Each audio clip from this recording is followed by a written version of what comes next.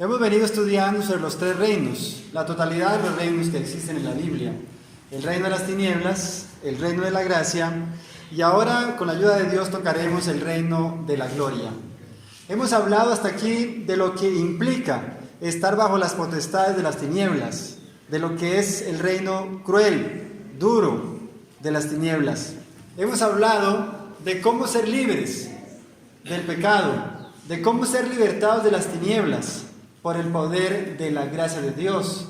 Hemos hablado de cómo la gracia de Dios puede tomar a un hombre, perdonarlo, cambiar su posición delante del universo, de ser un rebelde a ser considerado un hijo de Dios. Pero también hemos visto hasta aquí cómo Dios se propone no solo cambiar nuestra posición, sino cambiar nuestro estado, de ser pecadores a ser hallados santos por su gracia. Y ahora en esta oportunidad nos vamos a ocupar del reino de la gloria. El reino de las tinieblas es donde hemos sido degradados. El reino de la gracia es donde somos reconciliados y transformados a la imagen de Dios. El reino de la gloria será donde seremos coronados. En las tinieblas somos degradados, en la gracia somos elevados y en la gloria somos recompensados o galardonados. Cuando la gracia de Dios haga su obra completa en nosotros, dará lugar a la gloria.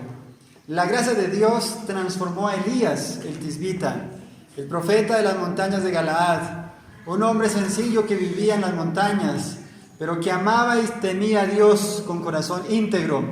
El profeta fue transformado por la gracia de Dios a tal punto que la gracia dio lugar a la gloria y Dios lo transformó a su infinita gloria. Se rompieron las cadenas de la mortalidad y la eternidad lo absorbió y subió al cielo en una carroza de ángeles. Para todos aquellos que hoy están aquí reunidos, en quienes la obra de la gracia de Dios se haga completa, tarde que temprano, la gloria absorberá la gracia. Las cadenas de la mortalidad se romperán y como Elías participaremos de la gloria sublime con Cristo Jesús.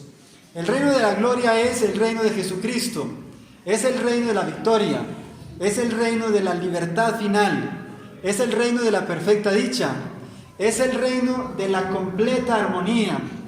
El propósito de Dios se cumplirá y volverá el universo a ser como en un principio, antes que el originador del pecado se levantara en rebelión contra Dios y el universo fuese afeado por la fea mancha del pecado. El reino de la gloria es el reino de la entera comunión con Jesucristo.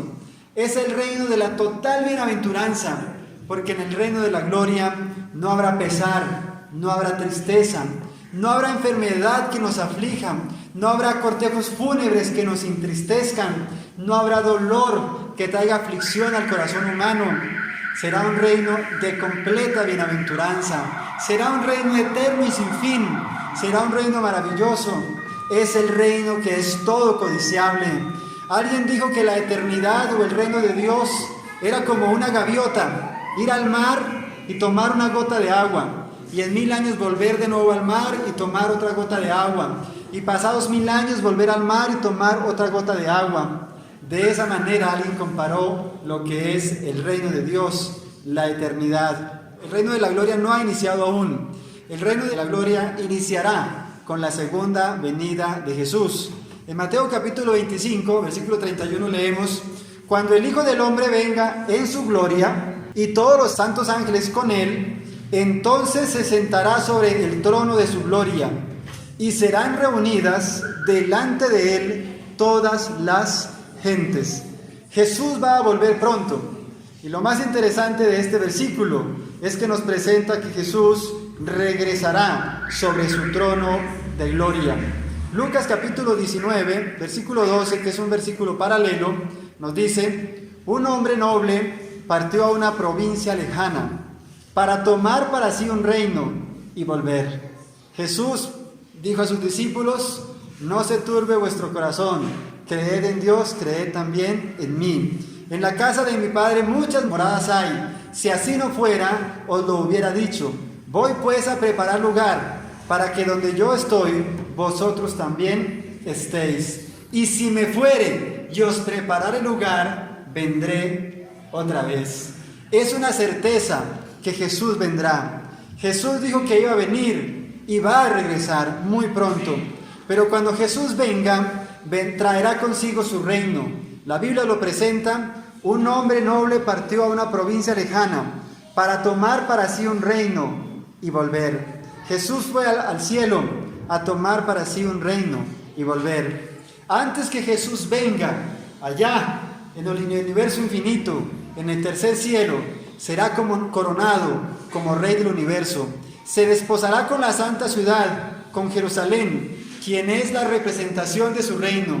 Cristo asumirá entonces su gran poder y reinará. La Biblia dice, Apocalipsis 19:7, gocémonos, alegrémonos y démosle gloria, porque son venidas las bodas del Cordero y su esposa se ha preparado. La Biblia habla que hay que gozarnos, que hay que alegrarnos, porque son venidas las bodas del Cordero. ¿Qué son las bodas del Cordero y cuándo se celebran? Las bodas del Cordero se celebran después de la culminación del ministerio sacerdotal de Jesús en el lugar santísimo del santuario celestial y antes que los juicios de Dios sean derramados sobre la tierra. La boda representa el acto de ser investido Cristo de la dignidad de rey. La ciudad santa, la Nueva Jerusalén, que es la capital de su reino y lo representa, se le llama en la Biblia la novia, la esposa del Cordero. Según el profeta Daniel, en el capítulo 7, versículo 14, Jesús recibirá del anciano de días, del Padre, el dominio, la gloria y el reino. Es decir, recibirá la Nueva Jerusalén, la capital de su reino, preparada como una novia, engalanada para su esposo. Apocalipsis 21:2. Después de recibir su reino, que está representado en la ciudad de oro, vendrá en su gloria, como Rey de reyes y Señor de señores. Así lo presenta Apocalipsis capítulo 19, versículo 16. Ya no vendrá como un niño indefenso, que tendrá que huir exiliado a Egipto. Ya no vendrá inocente y manso, como vino en el pasado. Esta vez vendrá en todo su augusto carácter, como Rey de reyes y Señor de señores, a hacer juicio sobre las naciones de la tierra. Vendrá para redimir a los suyos, aquellos que se sentarán con Abraham, con Isaac y Jacob en su reino. Mateo capítulo 8, versículo 11. El reino de la gloria, por tanto, se establecerá solo con la segunda venida de Jesús. El trono de la gloria representa el reino de la gloria. Y el reino de la gloria aún está en el porvenir. No quedará establecido sino hasta el segundo advenimiento del Hijo de Dios. Hemos hablado del reino de la gracia. Y el reino de la gracia se ha venido estableciendo poco a poco, día tras día, en la medida que cada corazón se ha ido separando del pecado y de la rebelión y se ha ido sometiendo a la soberanía de Dios. El reino de Dios se ha ido estableciendo en cada corazón. Pero el establecimiento del reino de la gloria solo se producirá hasta la segunda venida de Jesucristo y no antes. Mateo 25:31, cuando el Hijo del Hombre venga en su gloria y todos los ángeles con él, entonces se sentará sobre su trono de gloria y delante de él serán reunidas todas las naciones y apartará a los unos de los otros, como el pastor aparta las ovejas de las cabras. Y pondrá las ovejas a su derecha y las cabras a la izquierda. Entonces el rey dirá a los que están a su derecha: venid, benditos de mi Padre, poseed el reino destinado para vosotros desde la fundación del mundo. Estas palabras son de lo más dulce que he leído en la Biblia. Son de lo más animadoras, porque hay un reino destinado para usted. Hay un reino destinado para mí. Jesús de antemano ha preparado un reino para nosotros. Jesús tiene el anhelo de darle a usted un lugar en su reino de gloria. Jesús tiene el anhelo que dejemos de ser siervos y elevarnos a la elevada posesión de monarcas, de reyes, en su reino de gloria. Es interesante que se ha levantado una filosofía que intenta contrarrestar el establecimiento del reino de gloria de Dios. Hay una teoría que presenta un prerreino temporal. Los judíos esperaban en su época un reino temporal, un dominio temporal, donde Jesús, el Salvador, el Mesías, apareciese como un conquistador, humillara a los ejércitos romanos que los tenían esclavizados, los liberara de este yugo tan pesado y estableciese un gobierno donde ellos fuesen los expositores de su verdad y los agentes de su autoridad. Y hoy en el mundo religioso también multitudes creen que están trabajando para el establecimiento del reino temporal de Cristo como dominio temporal y terrenal. Pero el establecimiento de un reino tal no es lo que presenta la Biblia. Jesús dijo: mi reino no es de este mundo. Querían para Jesús un reino y un dominio temporal, pero Jesús no quiso aceptar un trono terrenal. El reino de Jesús es un reino de gloria, un reino universal. Muchos han conocido la gloria terrenal, pero lamentablemente jamás conocerán la gloria celestial. Alejandro el Grande, a los 32 años, era el amo del mundo. No hubo territorio por conquistar que no hubiese conquistado. No hubo ejército que no hubiese sometido. No hubo nación, país o fuerza armada que no hubiese humillado y claudicado a los pies de este hombre. Pero Alejandro nunca fue dueño de sí mismo. Murió por la complacencia propia, por beber 2 veces la copa de Hércules con alcohol. Alejandro el Grande conoció la gloria terrenal, pero conocer la gloria celestial está en veremos. John Lennon, como decíamos ayer, dijo en la entrevista que era más famoso que Jesucristo, y unos meses más tarde un fanático le dio 6 disparos y murió. Hay muchas personalidades que han conocido la gloria terrenal, pero jamás conocerán la gloria celestial. La gloria terrenal que da fama solo dura un momento, es fugaz. Michael Jackson vino y nos deslumbró a todos como rey del pop. Vino por un momento y murió. Se fue como la estrella fugaz que nos deja en su recuerdo la estela de luz, y pasó. Lo que Dios se propone darnos es una eternidad de gloria, no un momento de gloria terrena. Dios tiene un plan elevado. La Biblia dice en 1 Corintios capítulo 13, las profecías se han de acabar, las ciencias cesarán, las lenguas se acabarán. El hermano Balbas sabía 8 idiomas. Cuando ya estaba en su senitud dijo que lamentaba haber perdido tanto tiempo aprendiendo tantos idiomas. El último idioma que aprendió fue el ruso, pero al finalizar su vida, en el ocaso de su existencia, dijo que había sido una pérdida de tiempo. Y la Biblia dice que las lenguas se acabarán. Pero si en esta vida recibimos la gracia de Dios y llegamos a reflejar la gloria de Cristo, entonces disfrutaremos con Cristo una eternidad de gloria sin fin. ¿En qué consiste el reino de gloria? El reino de gloria será un reino sin maldad, una vida libre de maldad. Isaías 11:9 dice: no habrá mal en todo mi santo monte. Cuando digo no habrá mal de ningún tipo. No habrá dolor, no habrá enfermedad, no habrá gemidos, no habrá tristezas. Será una cosa extraordinaria. Será un hogar paradisíaco, el Edén, morada de nuestros primeros padres, que fuera trasladado al cielo después del diluvio, volverá a florecer. La tierra será un hermoso Edén cuando el Edén vuelva a florecer. Y en este paraíso edénico será la morada de los justos, de los santos. El reino de gloria consiste en una vida de compañerismo con Jesús.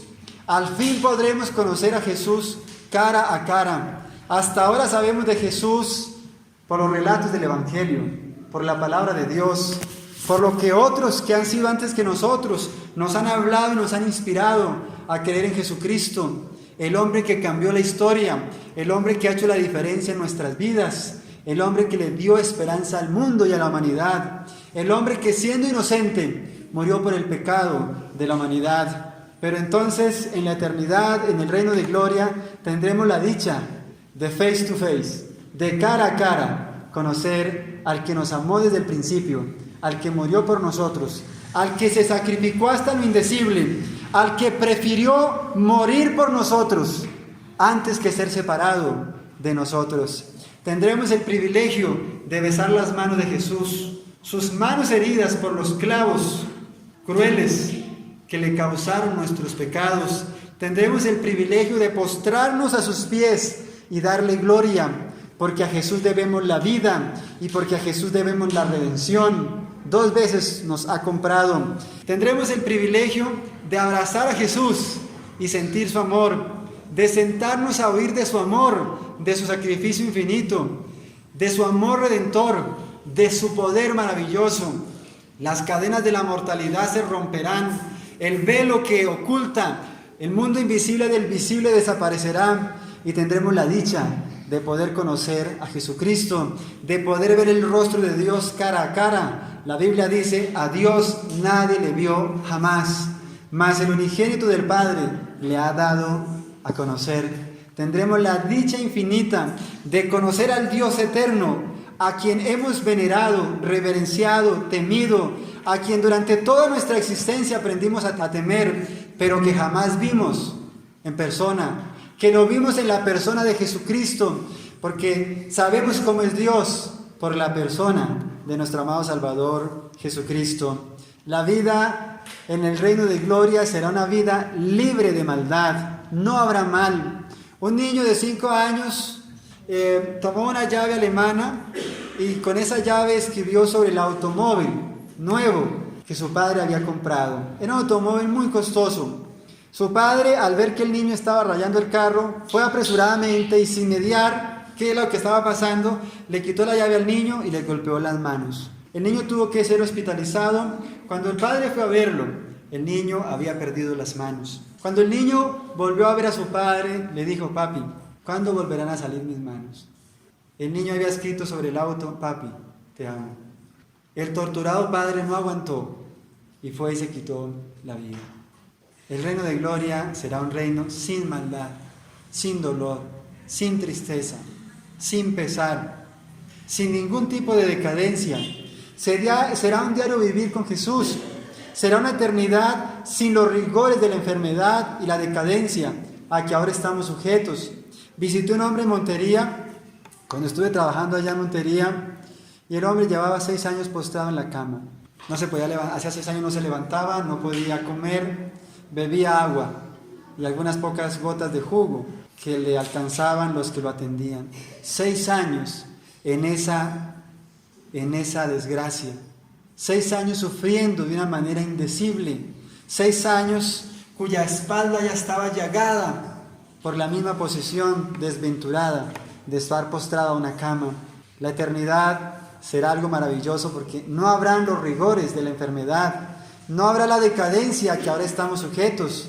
La Biblia dice, 1 Corintios 15:53, que este cuerpo mortal será vestido de inmortalidad y este cuerpo corruptible será vestido de incorrupción. Este cuerpo es un cuerpo corruptible, es un cuerpo que cada día está en la decadencia. Cuando yo era niño quería ser joven, cuando fui joven quería ser adulto, porque los adultos hacen cosas que los jóvenes no hacen. Pero ahora que soy adulto, quiero volver a ser niño, porque me he dado cuenta que a medida que pasa el tiempo, mi cuerpo cada día, mi vigor está decayendo, mi fuerza, la lozanía. Pero la Biblia dice que en la eternidad Dios nos dará un cuerpo incorruptible, un cuerpo que nunca se envejecerá, un cuerpo que nunca se marchitará, un cuerpo que será inmarcesible, un cuerpo que conservará la belleza, el vigor y la lozanía de la juventud, un cuerpo inmortal, un cuerpo que no morirá. Cuando seamos salvados por la gracia de Dios, seremos reintegrados en nuestro derecho al árbol de la vida. Y a medida que comamos del árbol de la vida, la eternidad se perpetuará en nuestra existencia. La eternidad será una vida de perfecta comunión con Jesús. No habrá interferencias en nuestra comunión diaria con Jesucristo. No habrá afán por salir temprano al trabajo. No habrá estrés de llegar tarde a la casa, hacer los preparativos para el siguiente día, volver a madrugar. No habrá cansancio que nos prive de la comunión con Jesús. Hay quienes trabajan como el mulo y llegan a la casa, intentan leer la Biblia y apenas intentan leer la Biblia, ya están dormidos. En la eternidad no habrá eso. No habrá este tipo de cosas que nos priven de tener una comunión personal, estrecha, con el amado Salvador Jesús. El reino de gloria es el reino de Cristo. Es el reino donde Cristo será supremo, donde Cristo tendrá su trono en cada corazón, donde Cristo tendrá un trono sempiterno, donde Cristo tendrá un reino estable, porque el pecado no se volverá a levantar. La palabra de Dios es muy clara en decir que el pecado será destruido de tal manera y con tal severidad que el pecado no se volverá a levantar la segunda vez. Nahum capítulo 1, versículo 9. Nadie en el universo querrá volver a pecar contra Dios. El pecado será erradicado de tal manera y con tal furia, con tal ira de Dios, que no se volverá a levantar una segunda vez. Cristo tendrá pleno dominio sobre todo el universo. El germen del mal, que es el causante de todos nuestros problemas, no existirá más, y el amor de Jesucristo lo inundará todo. La razón por la que existen conflictos es por causa del germen del mal que está en nosotros, es por causa del pecado, pero el amor de Jesús lo absorberá todo. Ha sido en el reino de las tinieblas donde hemos sido esclavizados, pero es en el reino de la gracia donde somos libertados. Es en el reino de las tinieblas donde eres esclavo, pero es en el reino de la gracia donde eres hecho hijo de Dios. Y será en el reino de la gloria donde serás monarca, donde serás rey. Porque la Biblia dice en Apocalipsis capítulo 1 que aquellos que hereden la salvación serán reyes y sacerdotes para con Cristo. Cristo compartirá su trono con nosotros. Correinaremos con Jesucristo el universo. Es maravilloso saber cómo es el reino de la gloria. El reino de la gloria es un reino sin muerte. Se me pidió que predicara un sermón fúnebre. Vi que sería bueno una oportunidad para predicar algunos de los sermones fúnebres que Jesús haya predicado y que estuvieran registrados en el Evangelio o en los Evangelios. Pero buscando en los Evangelios no hay ningún sermón fúnebre. Descubrí que Jesús hizo suspender todos los entierros a que fue invitado. La muerte no podía existir donde Jesús estaba. Cuando los muertos escuchaban su voz, inmediatamente resucitaban. El reino de la gloria será un reino donde estaremos para siempre con Jesús. Y por eso no habrá muerte, porque Jesús es la vida. Jesús dijo: yo soy el camino, la verdad y la vida. Y donde está la vida, no puede haber muerte. En el reino de gloria, las familias se volverán a reunir. Cuando se instaure el reino de gloria, nos volveremos a encontrar con todos nuestros seres queridos que la muerte nos ha arrebatado. Pregunto, ¿ha perdido usted algún ser querido? ¿Ha tenido usted que despedir a alguien muy cercano a su corazón? ¿La saeta de la muerte le ha arrebatado a alguno de los que usted ama, ha amado? Pues en el reino de la gloria, las familias se volverán a reunir. Primera Tesalonicenses 4:16, porque el mismo Señor, con aclamación, con voz de arcángel, con trompeta de Dios, descenderá del cielo, y los muertos en Cristo resucitarán primero.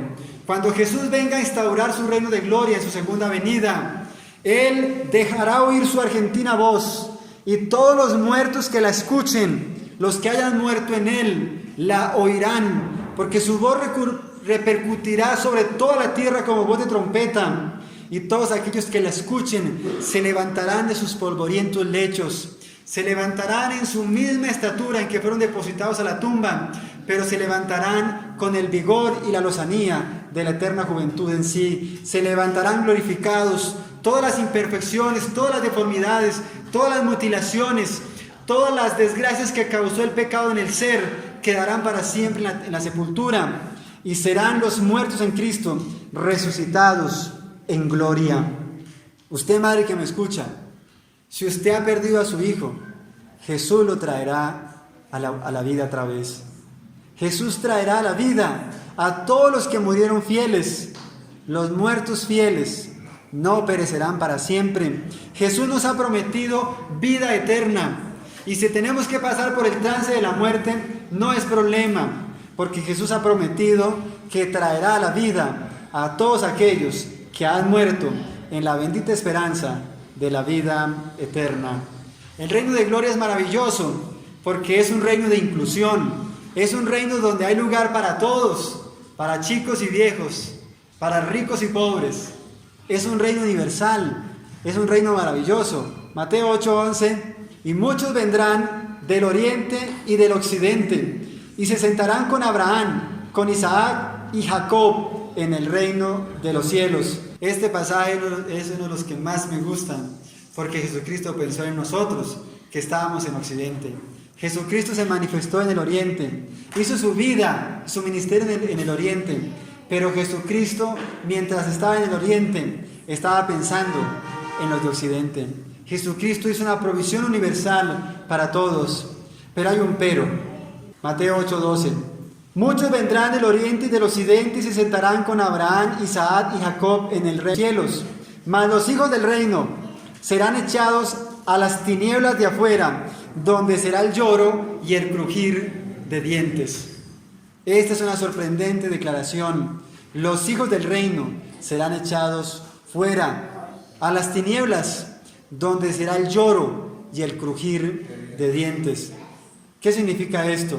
Si eres miembro de la iglesia, pero no eres un hijo de la gracia, serás echado fuera a las tinieblas. Si la gracia lo ha transformado solo por fuera y su vida no ha sido transformada, usted será echado afuera a las tinieblas. Necesitamos una regeneración espiritual, una transformación de la vida.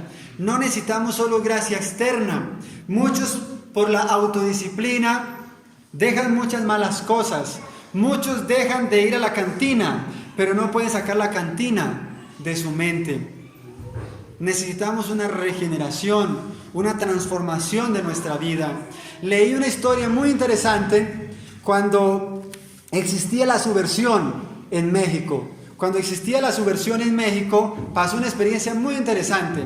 Un día dos subversivos llegaron a una iglesia donde habían unas 600 personas reunidas. Eran dos encapuchados con armas en sus manos. Irrumpieron de manera abrupta, pasaron al frente y entonces dijeron: todo aquel que esté dispuesto a recibir un tiro por Jesucristo, quédese donde está. Y inmediatamente el coro que estaba aquí adelante desfiló, los diáconos salieron, posteriormente los laicos empezaron a salir, y de toda esa multitud quedaron unas 200 personas. Y entonces dijeron los encapuchados: muy bien, pastor, ya nos deshicimos de los hipócritas, ahora puede comenzar su sermón. Necesitamos una experiencia donde el corazón sea transformado, donde la vida sea renovada, donde no nos pongamos el traje exterior, sino nuestra vida sea adornada con el ornato del corazón, con la gracia de Dios en nuestra vida. Se requiere, para entrar en el reino de la gloria, dos cosas. Uno, haber salido del reino de las tinieblas. Tenemos que abandonar el servicio del mal, tenemos que abandonar el servicio del pecado, y se requiere haber entrado en el reino de la gracia. Sin estas dos cosas es imposible saborear el reino de la gloria. Debemos abandonar el pecado y procurar la santidad de nuestras vidas. Es vital que nuestra vida sea objeto de la obra transformadora de la gracia de Dios. Necesitamos cambios aparentes, necesitamos una transformación de nuestra naturaleza. El urogallo, que es un ave de los polos, cuando hace verano es de color pardo.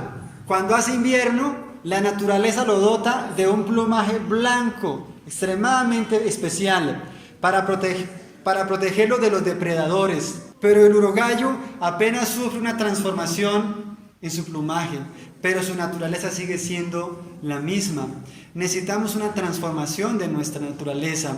Si nuestra naturaleza no es transformada, el único mundo y el único cielo que conoceremos será este. Salmo 17:14 dice: de los hombres del mundo, cuya parte es en esta vida. Muchos solo conocerán este cielo y esta tierra. No gustarán del reino de la gloria de Dios, pues nunca dieron su vida a la obra transformadora de la gracia de Dios. Muchos son esclavos del pecado, del adulterio, de la fornicación, del comercio injusto, del robo, de la impureza.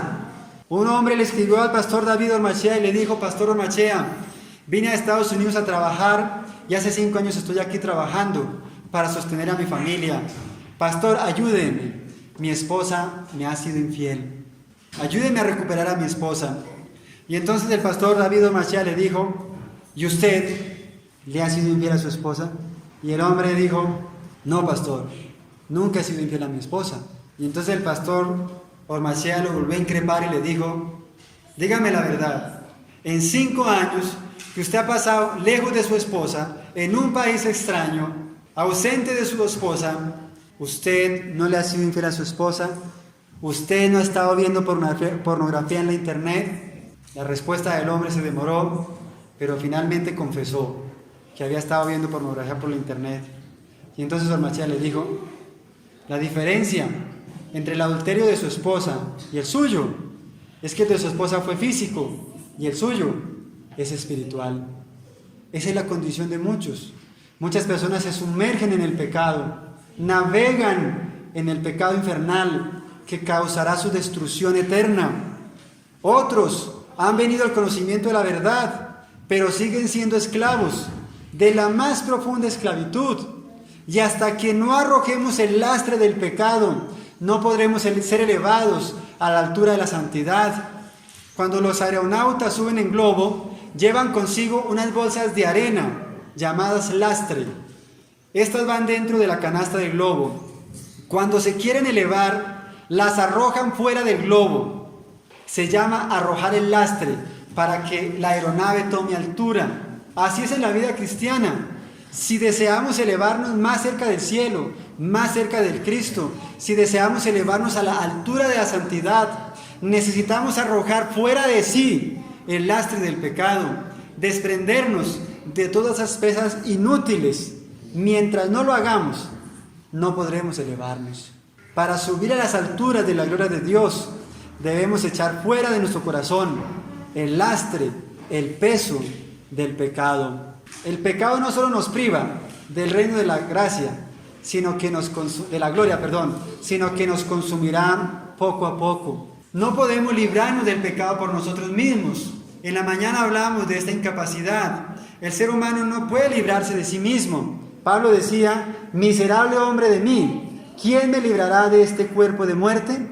Y se refería Pablo a la antigua costumbre que tenían los romanos, que consistía en que cuando un hombre cometía un asesinato, los romanos tomaban al difunto y lo amarraban a la espalda con cadenas del homicida. Y ahora le obligaban al homicida a cargar su muerto, hasta que era consumido en vida por los gusanos, en medio de la putrefacción y de la hediondez más terrible. A este cuerpo de muerte se compara su pecado, mi pecado.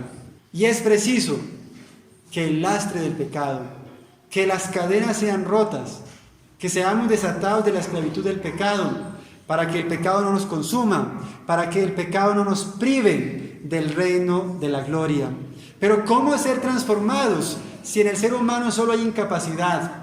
Las parábolas de Jesús, que no definen doctrina, sí ilustran bien verdades. Mateo 13:33, la parábola de la levadura.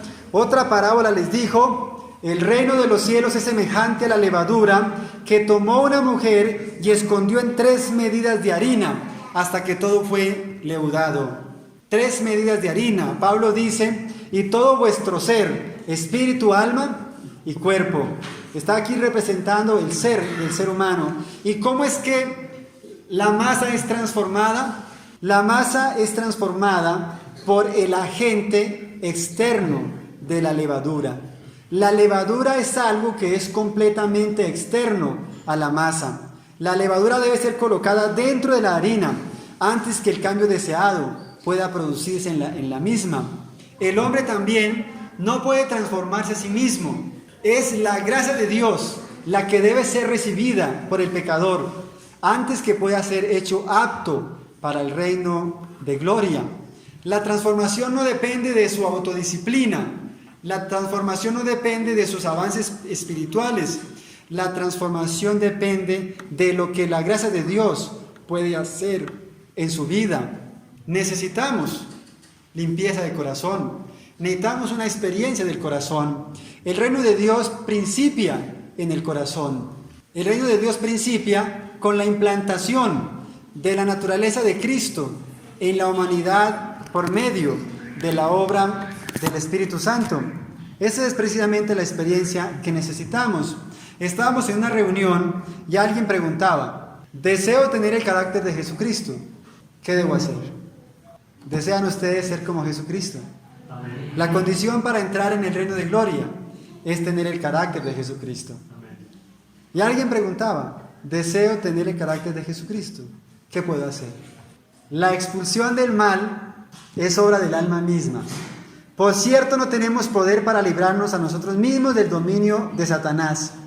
Pero cuando deseamos ser libertados del pecado y en nuestra gran necesidad clamamos por un poder exterior y superior a nosotros, las facultades del alma quedan dotadas por la fuerza divina del Espíritu Santo y obedecen a los dictados de la voluntad en cumplimiento de la voluntad de Cristo. Esa persona tiene la respuesta. Para tener el carácter de Jesús necesitamos desearlo.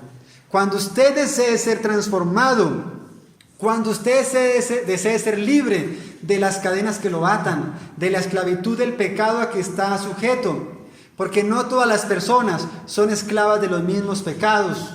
Unos son esclavos de uno y otros son esclavos de otro tipo de pecado. Pero cuando deseamos ser libertados del pecado y en nuestra gran necesidad clamamos, entonces se nos da un poder sobrenatural, que es el poder del Espíritu Santo, para que nuestra vida pueda ser transformada.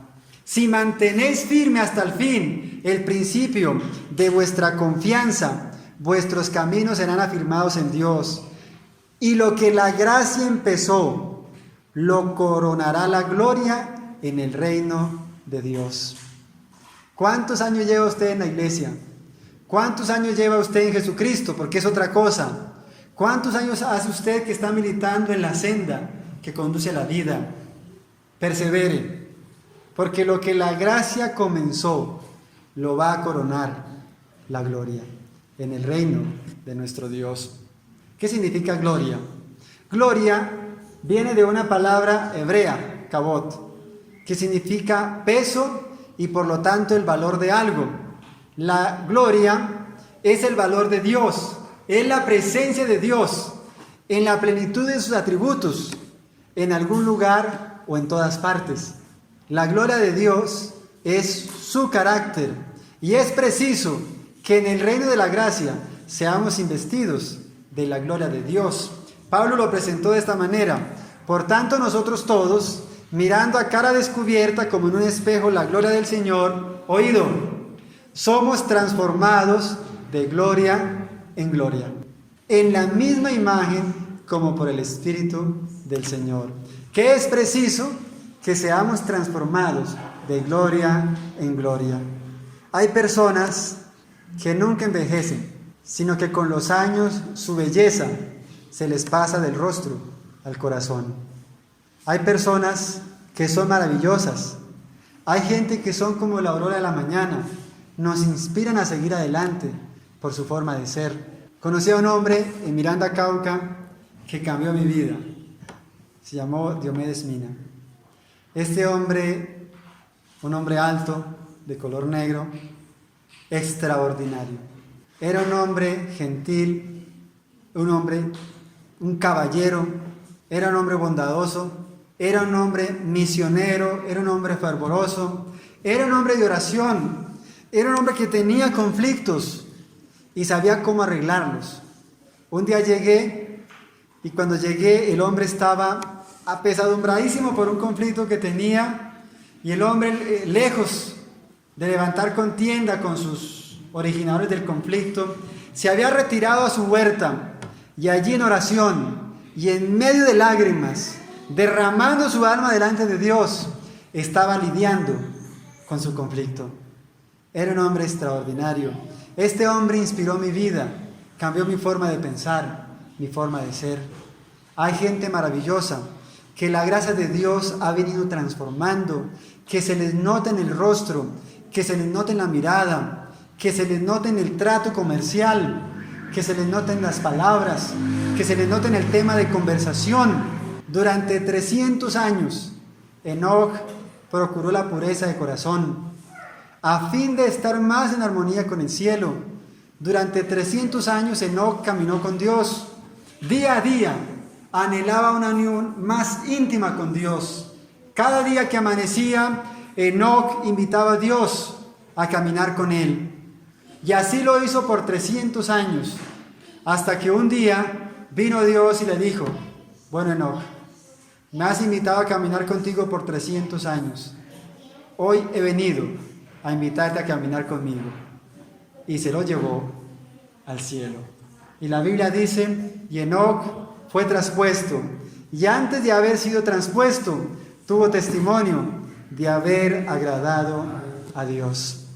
Si caminas con Jesucristo, si das tu corazón para que Jesús lo cambie, lo transforme, si como el barro permaneces en las manos del alfarero divino, Jesucristo va a hacer su obra completa. No mire sus hierros, no mire sus debilidades, no mire sus pecados, mire a Jesucristo, mire el poder que hay en Él. Y Jesucristo, si permanece usted cual barro en las manos del alfarero, lo moldeará, lo transformará, lo acrisolará en el horno de la prueba y lo hará un vaso para honra, un vaso para gloria. Si en su diario vivir usted camina con Jesucristo, como Enoc, Jesucristo pronto vendrá y entonces nos invitará a caminar con Él en su gloria.